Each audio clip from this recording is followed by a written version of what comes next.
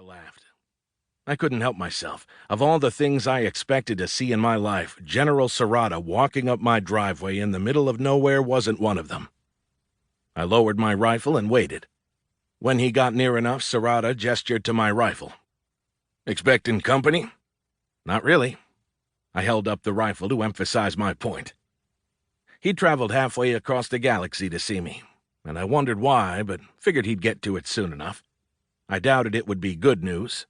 I can't remember the last time Serrata had given me good news, so I might as well put it off as long as possible. "How'd you find me?" "Come on, Carl. You think the powers that be would lose track of someone like you?" "No," I said, "but the locals are pretty protective of me. They've run off reporters and corporate recruiters who wanted to find me on more than one occasion. Even law enforcement keeps an eye out." "Yeah, well, as it turns out, you're not the only famous veteran in the galaxy." I laughed. I had to admit, even though I knew he wouldn't have shown up without a reason, and that reason would almost certainly suck, it made me happy to see him. I'd been on the planet for around 20 months, and while I had local acquaintances, I didn't have anyone that I'd call an actual friend. That had always been hard for me. I had books, of course, and a galaxy's worth of video entertainment, but nothing compared to being around a friend. Even when that friend tended to put my life in danger. "Let's go inside. I could use a drink," he said. "I don't keep liquor in the house." "Really?" He looked at me like he didn't believe me. "Yeah, living alone, it seemed like a bad idea. I've actually given the stuff up." He considered it, and I got the feeling he still didn't know if I was serious or not. "Is there someplace I can get a drink? It's been a bitch of a trip." "I bet. We can head up to Moop's. It's the only bar around." "Can we talk there without being bothered?" He asked it casually, but there was clearly more behind it. Lurking. I wasn't quite intrigued, but I had to admit I wanted to know what brought him all that way. Okay, I guess that's a little intrigued. "We can do about anything we want there without being bothered. That's what makes Rydia great," I said. "Plus, it's 1 in the afternoon. It will be empty." He grunted. "It's 5 o'clock somewhere. Let's go." I stowed my rifle inside, locked up, and fell in beside Serrata. "It's a couple of kilometers. You driving?"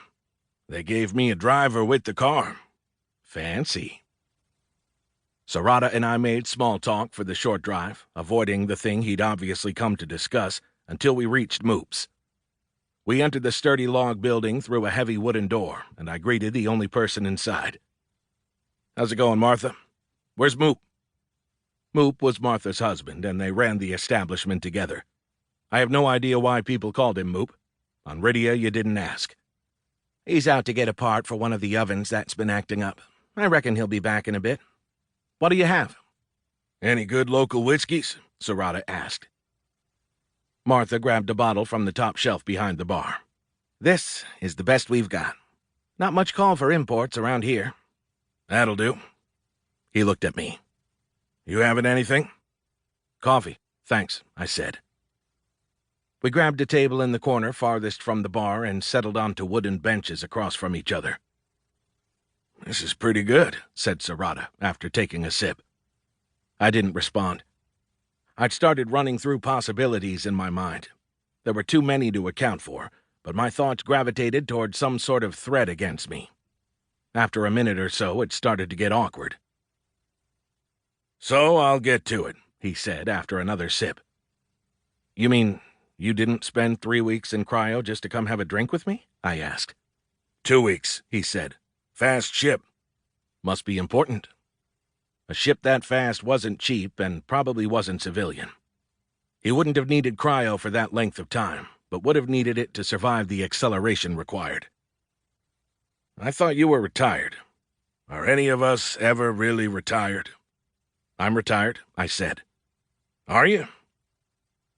I let that sit. I didn't want to go down that path. If he wanted something, I was going to make him ask for it. After a few seconds, he shrugged. "They called. I answered." "Who, the military?" "Among others," he said. "I'll get to that. Let me give you the bottom line up front. Some very important..."